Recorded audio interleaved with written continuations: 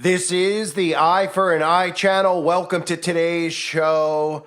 Even recently, I've covered The Economist and the magazine covers that they use with predictive programming, etc., etc. We've seen it over the years with The Economist. And I have to cover this story about doomsday, about how to get ready for the end of the world, because Britain's latest risk register anticipates the apocalypse in detail. And we know how these people work, right? When they tell us these things, usually shortly thereafter, we see something very, very similar. So what they've done is they've put together this thing where the British government's risk register tells us potential threats that could lead to doomsday. Now, we can all probably figure these out on our own, but it's interesting to see what they actually think the biggest risk is to humanity right now. Now, I would say above all those things that are out there, possibly the biggest risk is the mainstream media, of course. They're the ones who are really hurting humanity into the end of the world. They're hurting humanity into enslavement. And of course, these people should all be held accountable for what they're doing. And really, it'd be like the movie They Live. If we actually just blew up the satellites and got rid of all television and all media whatsoever, then the world would be a much better place. But unfortunately, we can't do that because too many people depend on the media. And of course, too many people form their own thoughts and opinions based on the propaganda machine, as well as their social influencers that they like to worship. So with all the stuff going on in Israel, with all the stuff going on around the world that we've seen over the last couple of years, still nobody's suspicious about how all this stuff, like the game of Risk, is all coordinated, all done by design, and they are rushing as much as they possibly can to get this in by 2030. And that's why you see so many things going on at once, but people are too dumb to realize that there's a lot of things going on at once. This is not normal. So the article starts by saying terror attacks score a number 3 on their transport score. The delicately euphemistic nuclear miscalculation beats with that a stronger impact score of 4. So what they do is they rank this by scores of 3, 4, and 5, 5 being pretty much the most high, the most likely next event that's going to occur. And of course, they would know what the next event would be that would occur since, they're the ones who are creating this and working with the governments. So by contrast, the accidental release of a hazardous pathogen or an assassination of a high-profile public figure feel barely worth bothering, each scoring a paltry 2. The highest scoring potential threat for the end times, for the beginning of the end of the world, would be, get it, ready, drumroll, another pandemic with a splendidly robust 5. Admittedly, civil nuclear accident also scores a 5. So those are the two ones that they're looking at here, which, of course, if you think about this, civil nuclear accident, it seems like that's what they just do these days. They just go, oops, it's an accident. Oops, we blew up a hospital. It's an accident. Oops, we blew up a school. It's an accident. Oops, we're killing all the civilians. It's an accident. And these idiots out there actually believe it. So they're saying between a nuclear accident, which of course would just be them blowing up their own civilians, and here in America specifically, it would definitely be our own government blowing up cities, etc. And then they'll just say it was a nuclear accident, probably by Russia. And of course, the other thing would be the next outbreak, because remember, the outbreak's never going away. Nobody's suspicious about it. So the potential of another outbreak could threaten up to 840,000 deaths. So, according to this risk calculator that they have, that would be the ultimate winner here, would be a potential of another pandemic. To read the British government's risk register is like sifting through a game of apocalyptic top trumps. It lists the many varied and sometimes splattery ways in which Britons might get wiped out, then assigns scores to them. As with top trumps, some entries are more eye-catching than others. Few will suffer sleepless nights over a major outbreak of African horse sickness unless you keep mules, in which case be worried. Others are less ignorable. For example, you could read the entry for pandemic with its talk of tests, waves, and hospitalizations without a dull sense of dread. The apocalypse, once entertainingly abstract, feels considerably less remote than it once did. I wonder why that is. Because I wonder who's starting all these things. So all of a sudden in the history of the world, we're just having outbreaks like this occur, right? Even though they told us in movies over and over that they would have these things, and then nobody sees the whole point of it with how people are locked in their homes and forced to use things like, contact tracing, excuse me, algorithm, and all sorts of other things that, came from it, like telling you that you had to take a certain something if you wanted to be able to, have a job or be able to go to the grocery store in some places. So, yeah, maybe it's more considerably likely these days because the people responsible for The Economist and responsible for all the media out there are the ones who are pushing towards our demise. So Britain's risk registers were first published in 2008. And one of the things that's funny too is they had another article a few months ago about the chances of an AI apocalypse. And they reckon that there's a 20% chance of a catastrophic event by 2100 and a 6% chance of human extinction. So that's a plus too, right? The fact that they're even like talking about this stuff and allowed to talk about this stuff. I mean, could we just start arresting these people? I mean, what more do we really need? I mean, are we going to wait for the next wave before these people start getting arrested? So since 2008, when they felt less like an essential tool than an eccentric bureaucratic hobby, since then, Russia's invaded Ukraine. AI has threatened to develop godlike intelligence with Old Testament consequences, and the pandemic has killed 25 million people worldwide. Toby Ord, a philosopher at Oxford, puts the odds of humanity suffering some sort of existential catastrophe within the next century at about 1 in 6. The end is not yet near, feels rather nigher than before, which means planning for it matters. Britain's risk register is widely considered to be good, not perfect, but not bad. It is more detailed, more precise, and less secretive than before. It has flaws. Its methodology is still too opaque. Its production a little too cloak and dagger. Worse, slow-moving cataclysms aren't on it. And it isn't clear who is responsible for dealing with each risk. How about I'll make it clear who's responsible for creating all these risks. The globalists, the ones that we continue to allow to have authority over our lives, like the WHO. And, you can't question them on here. Not the van, the WHO. The people who have our best interest in mind, our health in mind, right? Yet they dump chemicals on us every day from the sky, and nobody out there asks questions. Or, when they look at the ingredient label on a box of Cheerios, nobody wonders why it's all words you can't pronounce, because they're all dangerous chemicals. But they need those. It's essential to their plan to have those chemicals in the food because, they need it to dumb down humanity and make people sick, right? How often do we hear about Breast Cancer Awareness Month or Cancer Awareness Month? Is anybody at some point going to stand up and go, hey, you know what? I'm aware of cancer. You know what these people aren't aware of? They're not aware of where it comes from.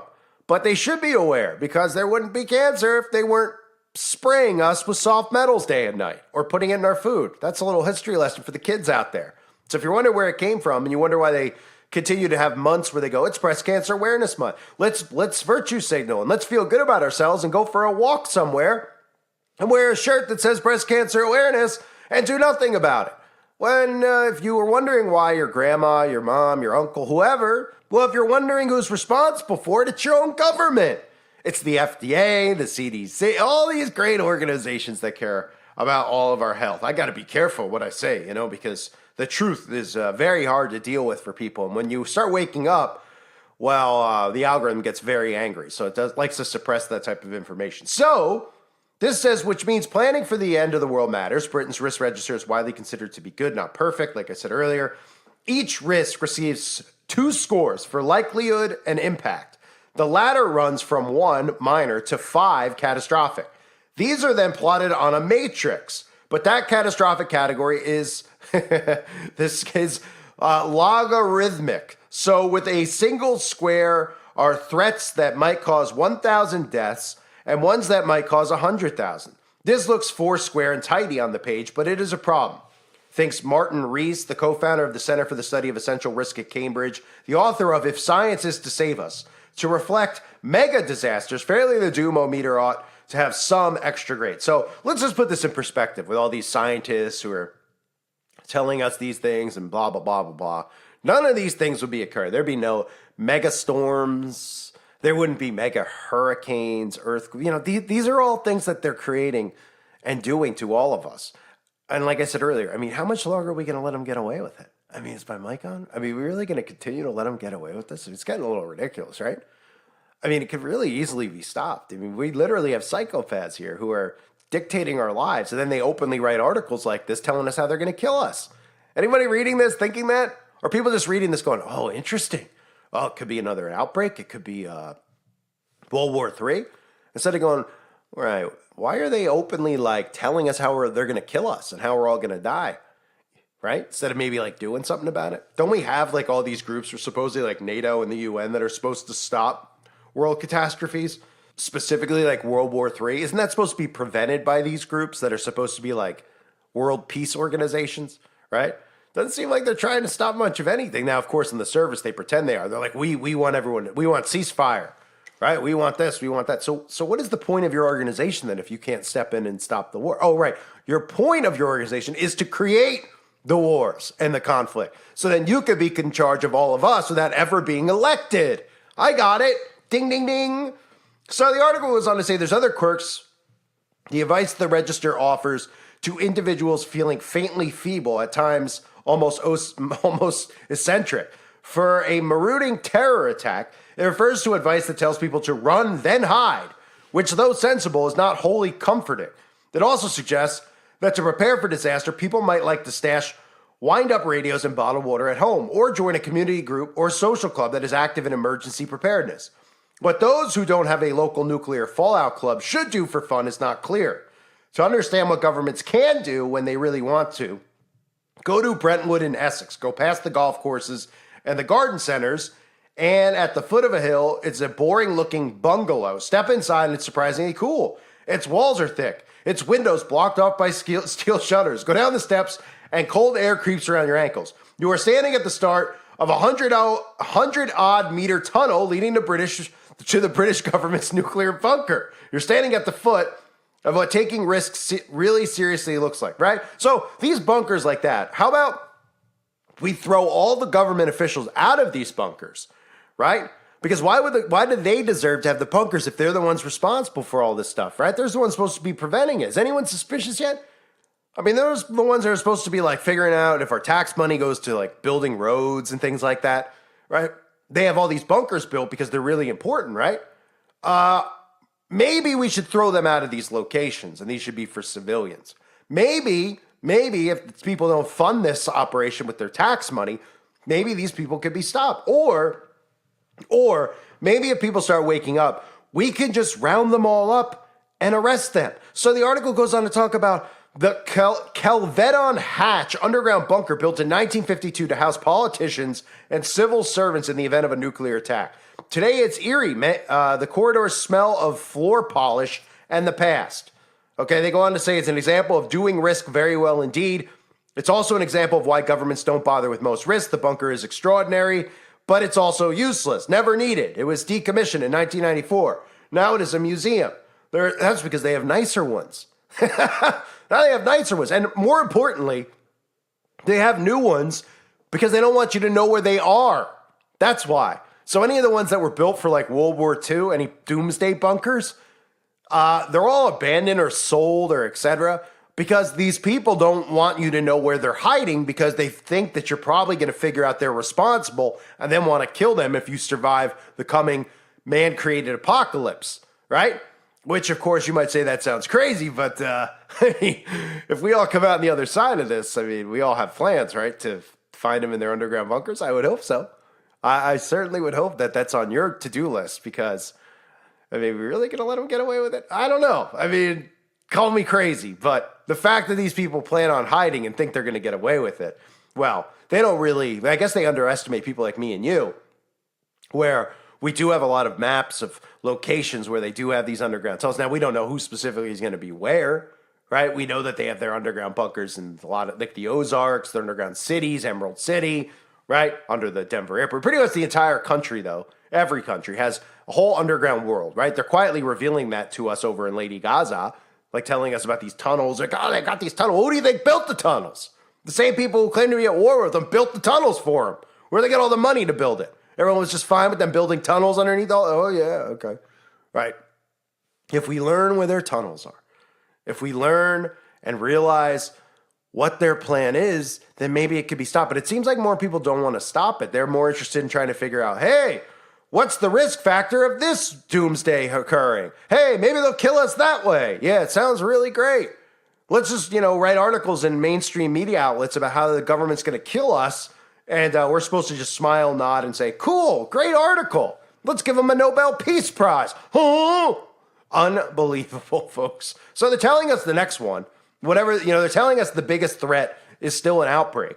And we all know that that's not going away because, again, it's essential that they continue to get certain things inside of you. So they need the outbreaks for that. And of course, we see that there's literally psychopaths who aren't even human at this point who continue to believe this propaganda, who continue to support all this stuff that the government is doing to us. So yeah, there's that.